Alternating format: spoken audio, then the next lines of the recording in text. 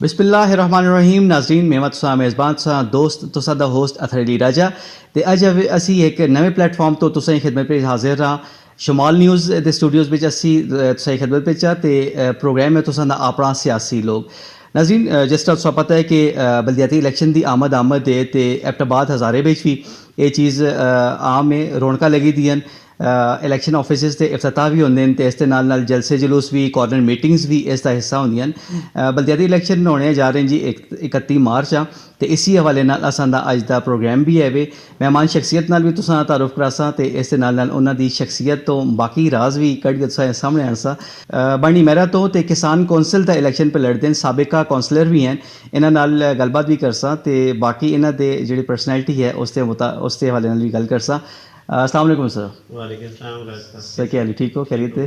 शुक्र अल्हम्दुलिल्लाह शुक्रिया तुसां कि तुसां मौका दित्ता है गल करने का और वैसे भी टीवी चैनल मेरा अपना चैनल है इस वास्ते मैं खुशी है कि मैं इस प्रोग्राम में आया जी जी सब तो पहले तो सर ये तुसां कोलों पुछदा उस ते असीं बाद विच आसां पहले ये दसो कि सियासत दा किस तरह रुझान होया कित्थों स्टार्ट कीता किस तुसां मोटिवेट कीता क्या होया जरा इस हवाले नाल दसो। एक तो मेरा अपना जो फैमिली बैकग्राउंड है वो सियासी बैकग्राउंड है मेरे ताया भी काउंसलर रहे सही मेरे दादा भी इलेक्शन लड़े ठीक मेरे ताया भी इलेक्शन लड़े उस तो अलावा मेरी फैमिली चो 17 लोग इलेक्शन लड़े अच्छा तो मैं 17वां आदमी है जिहड़ा 17वें आदमी हो लड़ रहा है ठीक लेडीज और जेंट्स मिला के ठीक तो उस तो अलावा मैं इस्लामी जमीयत तलबा दा विच 1984 तो मैं इस्लामी जमीयत तलबा में शामिल होया ठीक स्टूडेंट पॉलिटिक्स विच मैं रहा फिर उस तो बाद मैं पॉलिटिक्स पे 84 तो रहा मैं पॉलिटिक्स पे अच्छा मतलब पॉलिटिक्स ते तालीम सही नाल चलदी रही है चलदी रही है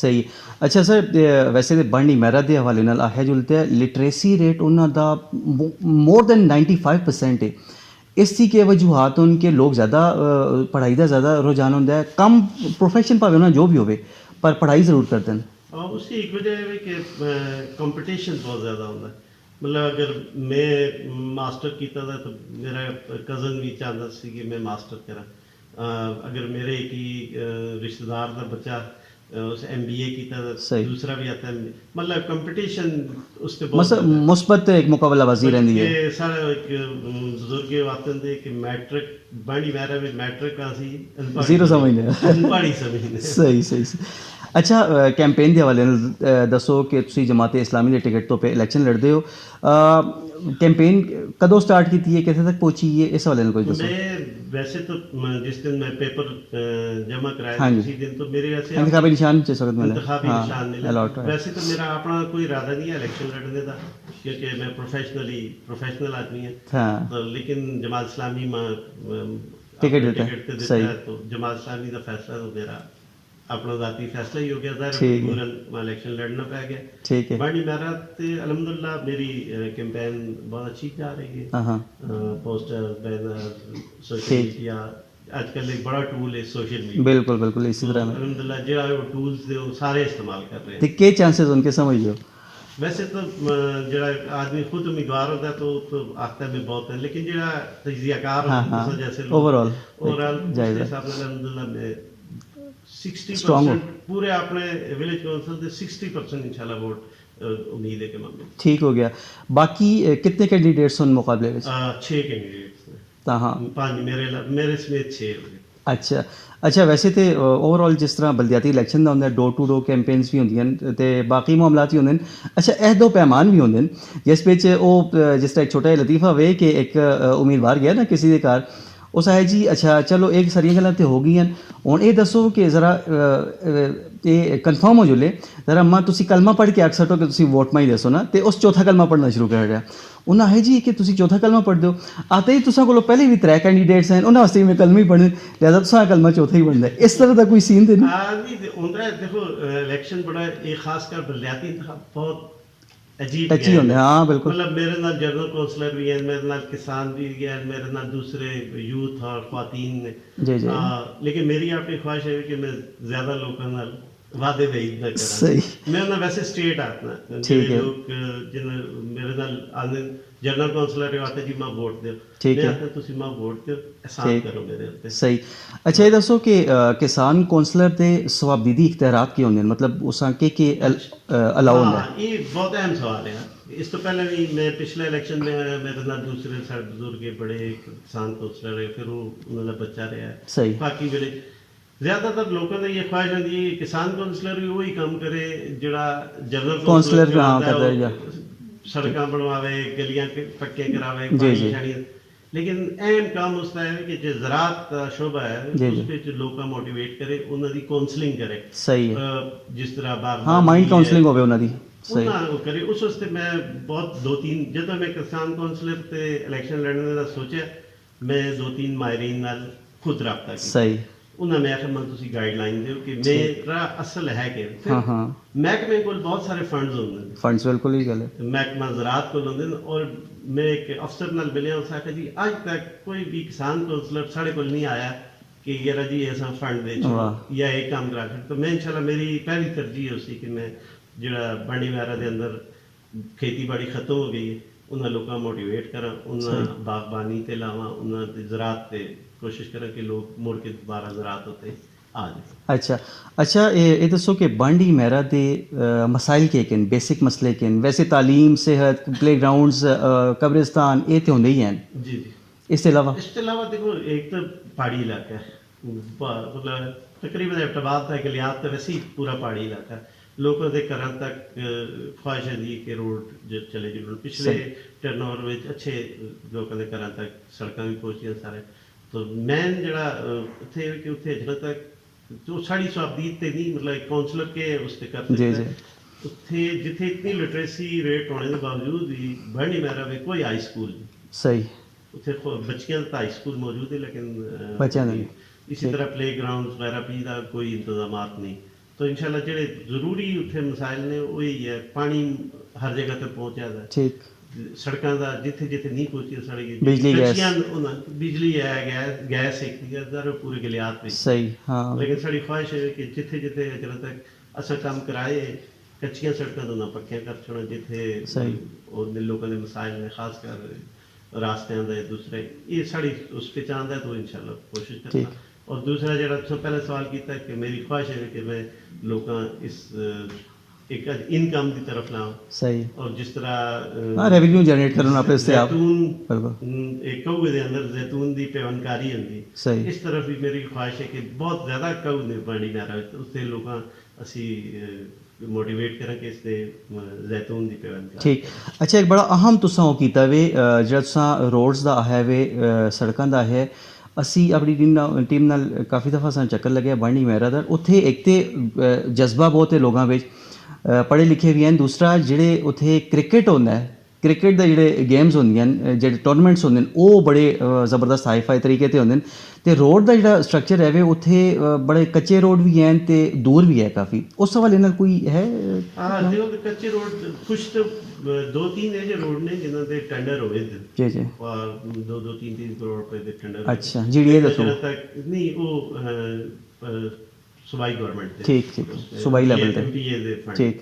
ਸਾਡੀ ਖੁਆਇਸ਼ ਹੈ ਕਿ ਉਹਨਾਂ ਰੋਡਾਂ ਪਹਿਲੇ ਤੋਂ ਜਿਹੜੇ ਫੰਡ ਆਏ ਦੇ ਉਹਨਾਂ ਅਸੀਂ ਇਸਤੇਮਾਲ ਕਰਾਵਾਂ, ਉਹਨਾਂ ਕੋਲੋਂ ਉਹਨਾਂ ਨਾਲ ਪ੍ਰੈਸ਼ਰ ਪਾਵਾਂ, ਜੋ ਵੀ ਟੈਕਟਿਕਸ ਇਸਤੇਮਾਲ ਕਰਾਂ ਤਾਂ ਕਿ ਸਾਡੇ ਫੰਡ ਲੱਗ ਜਾਣ ਔਰ ਉਹ ਰੋਡ ਪੱਕੇ ਹੋ ਜਾਣ। ਸਹੀ। ਜਿਹੜੇ ਕੱਚੇ ਰੋਡ ਨੇ ਤਾਂ ਉਹ ਵੀ ਕਿਉਂਕਿ ਵਿਲੇਜ ਕੌਂਸਲ ਮਿਲਦਾ ਹੈ ਹਾਰਡਲੀ 12 ਲੱਖ 15 ਲੱਖ 20 ਲੱਖ ਇਹ ਪਰ 3 ਮੰਥ। ਜੀ ਜੀ। ਉਸ ਵਿੱਚ ਤੇ ਰਾਸਤੇ ਕੁਆਟਰਲੀ ਇਤਨਾ ਤੁਸੀਂ ਬੜੇ ਬੜੇ ਨੇ। ਸਾਡੀ ਖੁਆਇਸ਼ ਹੈ ਕਿ ਅਗਰ जिस तरह मैं वैसे तो विलेज काउंसिल में मेरी ख्वाहिश है कि मैं इतना वोट देना कि मैं तहसील का मैंबर बन जाऊँ कोटे होते, तो तहसील को जो फंड वो मैं इसका इस्तेमाल करूँ। ठीक है। चलो जी ये तो हो गई सियासत उत्ते गल। बाकी तुसां दसने शाहिद साहब असल बिच असां दे तकरीबन 8-10 साल हो गए असां दे कुलीग असी रहे हैं ते मीडिया भी बड़े इन एग्जैक्टिव प्रोड्यूसर भी हैं एक सैटेलाइट चैनल दे। उस हवाले नाल असां ਇਹ ਉਹ ਰਾਜ਼ ਹੈ ਜਿਹੜਾ ਤੁਸਾਂ ਦੱਸਣਾ ਹੈ ਉਸ ਹਵਾਲੇ ਨਾਲ ਸਰ ਕੋਈ ਗੱਲ ਕਰਦੇ ਹਾਂ। ਤੁਸੀਂ ਜ਼ਾਹਿਰ ਪ੍ਰੋਫੈਸ਼ਨਲ ਉਸ ਪਾਸੇ ਵੀ ਆਓ ਤੇ ਅੱਜ ਕੱਲ੍ਹ ਤੁਸੀਂ ਬਾਕੀ ਐਗਜ਼ੈਕਟਿਵ ਪ੍ਰੋਡਿਊਸਰ ਦੀ ਵੀ ਜਿਹੜਾ ਤੇ ਤੁਸੀਂ ਡਿਊਟੀ ਸਰ ਅੰਜਾਮ ਦੇ ਰਹੇ ਹੋ। ਮੀਡੀਆ ਤੇ ਸਿਆਸਤ ਦਾ ਤਾਲਮੇਲ ਇਹ ਜਿਹੜਾ ਤੇ ਸ਼ੁਰੂ ਤੋਂ ਰਿਹਾ ਤੇ ਕੀ ਸਮਝਦੇ ਹੋ ਕਿ ਮੀਡੀਆ ਵਾ ਤੁਸੀਂ ਯੂਜ਼ ਕਰਕੇ ਆਪਣੇ ਇਸ ਸਿਆਸਤ ਵੀ ਨਾਲ ਰੱਖਦੇ ਹੋ? जी पिछले 4 साल इसकी बिल्कुल गवाही मैं 48 इजलास होए साढ़े विलेज काउंसिल दे ਅੱਛਾ जिन्हों चो 45 पे मैं हाज़री मेरी हाज़री है ठीक। विलेज काउंसिल दे रजिस्टर्ड पे मौजूद है। ਵਾਹ और मीडिया का एक बड़ा फायदा है Benefit है। मैं अगर किसी भी डीसी को एसी को या किसी एग्जीक्यूटिव को गया जी जी तो मैं मीडिया का अपना कार्ड जड़ा है ना इस्तेमाल कर यूज किया उस सही। नाल काफी मसाले हैं। अगर किसी का कोई मसला है थाने दा कचहरी दा या वो अगर मैं उस अप्रोच किया तो अल्हम्दुलिल्लाह 90% मसला हल हो गया। ठीक है। तो इस तरह मीडिया का मैं बड़ा अहम है।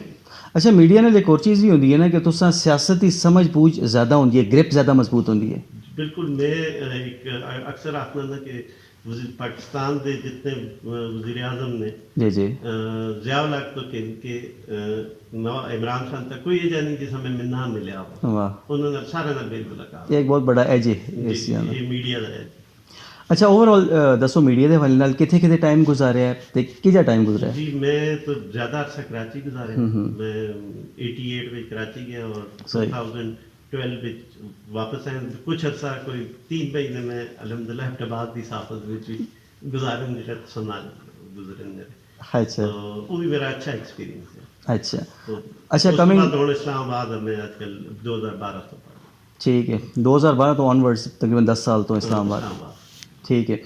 ਅੱਛਾ ਫੈਮਿਲੀ ਦੇ ਹਵਾਲੇ ਨਾਲ ਕੋਈ ਦੱਸੋ ਫੈਮਿਲੀ ਤੁਸਾਂ ਦੀ ਇੱਥੇ ਨਾਲ ਹੀ ਸੈਟਲਡ ਹੈ ਜਾਂ ਇਸਲਾਮਾਬਾਦ ਹੈ? नहीं मेरी फैमिली एबटाबाद में ही सेटल्ड है। सही बेटा मेरा एक कराची है सही एक बेटा जो है वो इस्लामाबाद में मेरे नाल है। ਠੀਕ ਹੈ। ਅੱਛਾ ਕਮਿੰਗ ਬੈਕ ਟੂ ਪੋਲਿਟਿਕਸ ਇਹ ਦੱਸੋ ਕਿ ਜਮਾਤ ਇਸਲਾਮੀ ਨਾਲ ਸ਼ੁਰੂ ਤੋਂ ਤੁਸਾਂ ਦਾ ਰੁਝਾਨ ਹੈ ਜਾਂ ਕਿਸੇ ਮੋਟੀਵੇਟ ਕੀਤਾ ਹੈ नहीं ਇਸ ਹਵਾਲੇ ਨਾਲ? मैं 1984 ਵਿੱਚ इस्लामी जमीयत तलबा ਵਿੱਚ ਸ਼ੁਰੂ ਤੋਂ ਹੀ ਸ਼ੁਰੂ ਤੋਂ ਹੈ। ਫਿਰ ਉਸ ਤੋਂ ਬਾਅਦ ਮੈਂ ਜਮਾਤ ਇਸਲਾਮੀ ਦੇ ਮੁਖਤਲਿਫ ਜ਼ਿੰਮੇਦਾਰੀਆਂ ਤੇ ਕਰਾਚੀ ਵਿੱਚ ਇੱਥੇ ਜਮੀਅਤ ਤੋਂ ਬਾਅਦ ਮੈਂ ਚਲਾ ਗਿਆ ਕਰਾਚੀ ਸਹੀ ਮੁਖਤਲਿਫ ਛੋਟੇ ਲੈਵਲ ਤੋਂ ਕਹਿੰਦੇ ਫਿਰ ਮੈਂ ਜਮਾਤ ਇਸਲਾਮੀ ਕਰਾਚੀ ਦਾ ਮੀਡੀਆ ਕੋਆਰਡੀਨੇਟਰ ਹੈ। ਠੀਕ नमतुल्ला खान साहब का मीडिया एडवाइज़र है मैं। सही इसी तरह जमात इस्लामी के मुख्तलिफ जिम्मेदारियां ते कराची में ही रहे। अजकल एबटाबाद में मैं असिस्टेंट जनरल सैकटरी हैं जमात इस्लामी ज़िला एबटाबाद का अच्छा सही और मीडिया सैल का मैं इंचार्ज भी ਹਾਂ। ਅੱਛਾ ਸਰ ਤੁਸੀਂ ਕਿਉਂਕਿ ਗ੍ਰਾਸ ਰੂਟ ਲੈਵਲ ਤੋਂ ਤੁਸੀਂ ਉੱਤੇ ਆਏ ਹੋ ਤੇ ਤੁਸੀਂ ਇਹ ਨਹੀਂ ਸਮਝਦੇ ਹੋ ਕਿ ਮੈਂ ਥੋੜਾ ਜਿਹਾ ਸਿਆਸੀ ਹਵਾਲੇ ਨਾਲ ਥੋੜਾ ਜਿਹਾ ਪਿੱਛੇ ਰਹਿ ਗਿਆ ਮਾਂ ਉਸ ਨੂੰ ਬਿਹਤਰ ਸਟੇਜ ਤੇ ਹੋਣਾ ਚਾਹੀਏ ਇਸ ਮੌਜੂਦਾ ਦੌਰ ਵਿੱਚ? उसकी एक वजह है कि सियासत में बहुत टाइम चाहिए।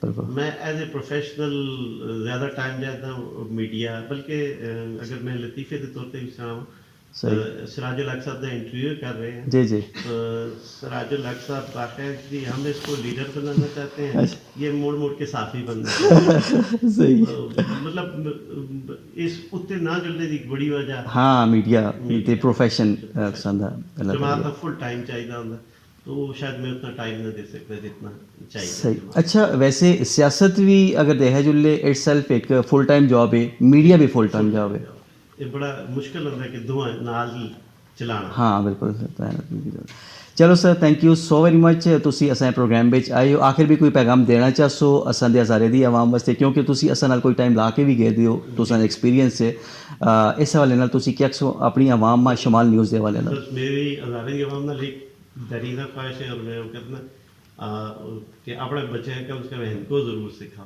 ਜ਼ਬਰਦਸਤ क्योंकि एबटाबाद ते मैं अक्सर कराए जितना उत्थे मामा भी उर्दू में गल करते हैं हाँ मोस्टली ਉਹਦੇ ਵਿੱਚ अगर ऐसा इनको बोलना छोड़ देती तो मेरे ख्याल में इनको बहुत जल्दी जड़ी है ना वो ख़त्म हो जाती। इस वास्ते मेरी हज़ारे दी आवाम नाल गुजारिश है कि आप उर्दू खुद सीख के सुन जो थोड़ा सा सीखी दी अंग्रेजी भी सीख के सुन लेकिन इनको एक दफ़ा उन्होंने चली गई तो दोबारा इनको नहीं आने लगी इस वास्ते बच्चे इनको लाजमी सीखा। ਅੱਛਾ ਸਰ ਇੱਕ ਅਰਸੇ ਬਾਅਦ ਇਸ਼ਮਾਲ ਨਿਊਜ਼ ਦਾ ਰਿਜ਼ੰਪਸ਼ਨ ਪਿਆ ਹੁੰਦਾ ਰਿਜ਼ਿਊਮ ਹੁੰਦਾ ਦੁਬਾਰਾ ਤੋਂ ਤੇ ਅਸਾਂ ਦੀ ਕੋਸ਼ਿਸ਼ ਇਹ ਹੈ ਕਾਵਿਸ਼ ਇਹ ਹੈ ਕਿ ਅਸੀਂ ਇनको ज़्यादा से ज़्यादा प्रमोट करा तो इस वाले क्या आखो?